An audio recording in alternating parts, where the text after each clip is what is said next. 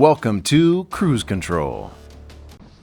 Hi folks, welcome back to Cruise Control. We've kind of been out of the game here for a little bit. Last video was about a year ago, talking about the minivan misconception, and today you can tell I'm on a different vehicle. And I got some friends with me here, so Seth's in the back and my wife's back there as well. Her name's Jessica. And so I wanted kind of everybody to touch bases a little bit as far as what they like about this vehicle, and also kind of some shortcomings, because every vehicle does have those. So here we are, and at the end I will show you guys the beautiful red exterior, but we have the nice white interior that's inside here. Of course you have your main touchscreen that's over here. Tesla went for a more like clean look as far as the dash is concerned. As far as comfort for me, the seats are very, very soft and comfortable. I wish there was a little bit more bolstering as far as this is concerned, and then you kind of feel like you're sitting on top of the car instead of actually in it. So I know that's the batteries that's down here, and that's just the sacrifice you have to have as far as this vehicle is concerned. For all the driving dynamics are obviously what you're looking for in this vehicle, and that's why most people will buy it along with the technology. So Seth, you want to say hi to everybody? Hi everybody. And what's your overall impression on the inside of the vehicle? I like it. The long trips, you know, duration for comfort might go down a little bit, but the dual panorama sunroofs are really nice. Yeah, that's true. Keeps it open and airy. All right. And then Jessica, what do you think of the interior? I like the interior. I like the contrast between the black and white. It gives a sense of futuristic along with sporty. And I like the interior based upon that it'd be easy to clean if you have guests and make a mess. You can wipe it down. I also like the stitching quality on the in the interior as well. Nice. Let's see. What's your favorite feature on the inside, Jessica? And then what would be something you'd change? My favorite feature, the screen, the touchpad. The reason why I like it, because like I said, it is nice that you have a split screen of different options that you may want as your speed, your lane assistance, and then you have opportunity to choose like from your music and have GPS, which is fantastic, and it went for like a clean look. But I didn't like that when there was like a glitch, the whole screen blacked out. So now that just changed my whole genuine interest in it. Yeah, and the speedometer it's right there. You don't have any other access, so you had no idea how fast you were going. Yeah. And it kind of had to reboot. That was an issue.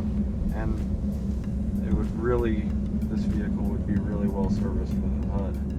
Yeah. At least for this vehicle. Heads-up display, HUD, you know, that's the acronym he's using there. It means it would project it on top of the windshield right here, so that way your eyes wouldn't be taken off the road to look in this corner, because, you know, it is a distraction to have to pull your face down over here.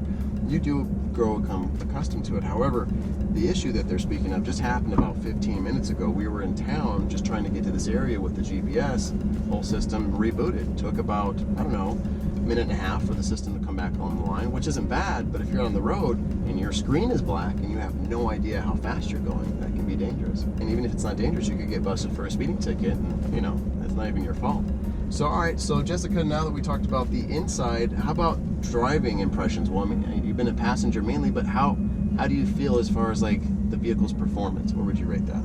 It's a smooth ride. It reminds me of a vehicle I had many years ago, and I did like the smoothness of it. It kind of does take away that feel that I'm accustomed to with the traditional vehicles, where you can feel like it's more sporty. You can feel and hear the sound of the ground. It is a little quieter. That was an example of going a little quick there. That's why she paused. But that part, that's what I love. I love the just the whole pull. It feels like you're on some kind of amusement park ride, but it's really smooth, so it doesn't feel jagged. It's a lot of fun, and that definitely for me in any vehicle that I've ever been in. I've been in fast cars, but this one's a different momentum that happens when you accelerate a bit.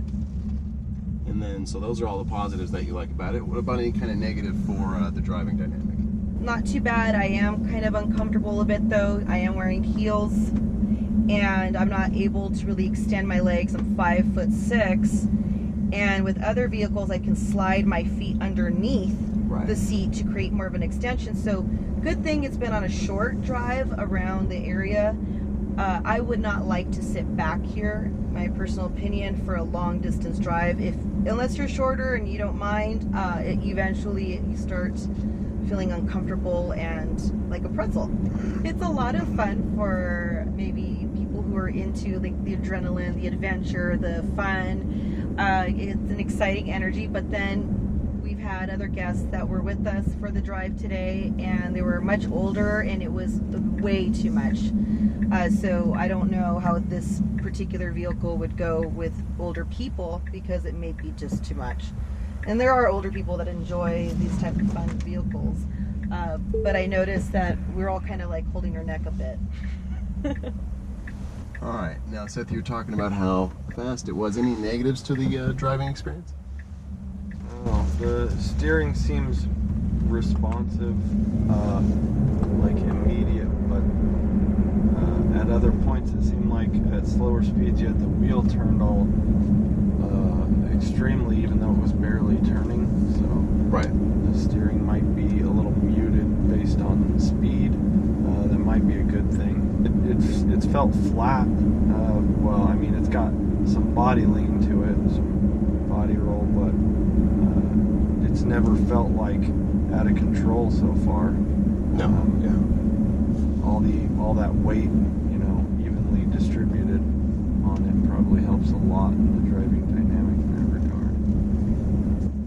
I would agree with both of you guys as far as the driving. Obviously, the acceleration, we're in the performance model. Tesla quotes it a little under 3.5 seconds to 60, which, until you've experienced that, we're at altitude. We're in Colorado Springs. We're over 6,000 feet elevation. So a lot of cars here don't go as fast as they're claimed to be because they're tested at sea level. Benefit of an electric car, though, we don't have to worry about such things. So if it's 0 to 60 at sea level, 3.5 seconds, it's going to be the same here. So this is going to be one of the fastest cars that I've ever driven, especially at altitude. And the fact that it can put down that power is one of my favorite things. It does not break traction very easily, so it's really smart the way the vehicle works. The modulation of the accelerator pedal, it really does start off at like almost feels like a Prius, where you're starting off really slow and it just feels very comfortable. I was intimidated at first based on the specs that the vehicle has, and I was like, ugh, I don't know if my driving is going to be able to handle something that does 0 to 60 in 3.5 seconds. Within the first minute of driving the vehicle, you realize it's very user-friendly. They really have made it to where, yeah, if you need to go around something nicely and easily in control, no problem. And if you need to accelerate a little bit, doesn't make it to where it's gonna jerk it out of your hand. There's no torque steer, there's no brake-in traction. I just really like the way they put the power down. Really, really nice piece of engineering as far as Tesla's concerned. One of my least favorite things about the car is what he brought up as far as the steering. I feel disconnected. I wish I didn't feel that way. I don't feel like I'm turning it. I don't feel like I'm turning it. I feel like I'm playing a simulation. It's a wonderful simulation. It's a lot of fun, but I don't feel like I'm part of the experience. I just feel like I'm being brought along for the ride. Like this would be more of a theme park ride for me. This is not something that I feel like I've engaged in the actual process of driving. The vehicle itself, for its price point, you can get this, I think, with the performance, maybe slightly over $60,000. You can't get many cars that can get that price and that kind of an acceleration, so there are going to be drawbacks. It's a little cramped in here, but it is the smaller version. The ride itself, I was actually shocked it was as soft as it was. It's very compliant, which is great, but the handling, I actually thought it was going to be a little bit more. I thought it was going to feel really at home around the corners, but really I feel like this is more of a straight line car. I don't feel like it wants to go around the corner, or maybe it's the disconnection of the fact that I'm going around a corner, but other than the acceleration process that goes with it, I don't really feel like I'm part of that experience. So the overall thing for me, I'll probably give this a B, right? Because the performance as far as the acceleration, it's great. You're not going to get a better deal as far as any kind of new vehicle. This is going to definitely give you that throttle experience that you're looking for. But the fact that my knees are almost here in my chin, that floor, I'm not a fan of that. The disconnect between that's what lowers it down from an A down to a B for me. Seth, what kind of a grade would you give the vehicle overall? A through whatever. Yeah, I mean, there's a lot of traits that I think are really especially this white leather, faux leather interior, and that power overall, maybe like a 7.5 out of 10. Okay, so like a mid-C. But if we're only rating acceleration, Okay, that's where it gets you. It's like a 10 It's out the, of 10. Yes. Of course, the acceleration, but overall the car. Experience. I'll give the vehicle an 8 out of 10. Right, that's where I'd be at. And not a high B, but it still gets a B, because you have to understand Tesla is definitely doing something different here, and we have to respect that.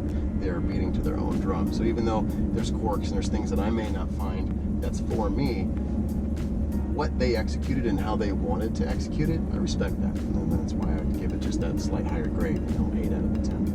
Jess, what would you say? I'm kind of there at the 7.5 rate because one, I'm thinking like an everyday person. I'm like, okay, we were discussing how much we're going to drive and then how far we would have to drive just to get it charged. I'm that consumer that is already so established with the gas station in every car. I know that this is very new, so that in time will change. But for me at the moment, that makes me also hesitant to wanting to purchase the car. Right. There's some other parts of the vehicle that kind of remind me of my car that I have at home in my garage that I don't even like about that car. Some of the material to me, based upon the price point of the vehicle, I would have liked something a little bit more luxurious in regards to that. So mine's a little bit for what I'm used to having, and this vehicle is a lot of fun, but there's just some little things that I don't like. The space, how I can sit, in regards to here in Colorado. Like I said, I like the whole glass surface at the top because it feels very open and I can see the beauty, and I'm really enjoying it right now because we have really nice weather after we just had a big old blizzard, and so I get to see it and I feel like I'm in this really futuristic ride touring. But also both of my vehicles at home already have windshields that are cracked just from not even weather, it's just people driving. So I don't know, that would kind of concern me because it's glass everywhere. Valid concern, especially here in Colorado. We have crazy hail here. When we came from San Diego, people warned us about the hail, and I'm like, how bad could hail be? Yeah. Well, apparently pretty bad. So, we'll wrap it up with a few final thoughts, and then when I get done on the inside, I'll go ahead and show you guys a nice picture on the outside. I mean, you guys have seen the Model 3, but it is worth showing this beautiful red color that the owner of this vehicle let me so kindly to do this video. So thank you so much. Your car is beautiful. You've definitely had it in great condition, so I do appreciate you being willing to allow me to drive this for my birthday today. So thank you very much, and it's been a really fun experience, and I look forward to looking at our next vehicles. The next vehicle that I'm interested in is probably going to be the Cayman, right? After that, though, I'm going to want to hear comments from you guys as far as what kind of vehicles you think you'd be interested in. If you would like me to do a comparison video between family sedans, maybe minivans, SUVs, what information you're looking for. Maybe you're looking more for which one has the best safety ratings, or gas mileage, any kind of recall history. What kind of information are you looking for? And then I'll make sure that, based on your comments below, I'll address those in the next video. All right, guys, just showing you the outside of the Tesla Model 3 Performance. And with this one here, we've been able to drive this for the last day. It's been an excellent vehicle. Really appreciate the owner. He was actually very nice as far as giving me an overlay of like the quick features of the vehicle, the door handles, where you charge it, all that wonderful information. Definitely like this vehicle a lot. Really appreciate him being able to do this. Love this paint color. It's absolutely gorgeous, especially with that two-tone interior. The main reason for today's comparison is you got to hear my opinion on how it works, plus you got to hear about from my buddy Seth and then my beautiful wife. Kind of gives everybody a little bit to think about. Well, until next time, folks, let me know which car you'd like to see tested. And remember, use your cruise control.